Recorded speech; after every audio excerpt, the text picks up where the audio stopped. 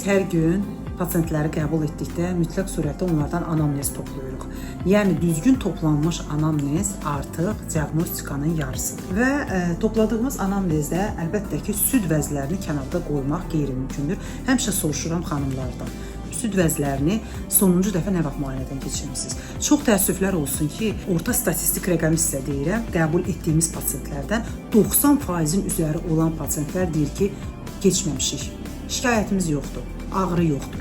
Və nadir hallarda olar ki, bəziləri qeyd edir ki, bəli, 6 ay əvvəl keçmişik, 1 il əvvəl keçmişik. Əziz xanımlar, hər 8 qadından biri süd vəzi xərçənginə namizəddir. İstəsəniz də, istəməsəniz də, yəni bu insanlıq halında baş verən bir patologiyadır. Mütləq surətdə hər biriniz ən azı ildə bir dəfə mamoloq, radioloqda ultrases müayinəsindən keçin. Mamoqrafiya ehtiyacı olarsa, sizə spesialist özü bu haqda məlumat verəcək.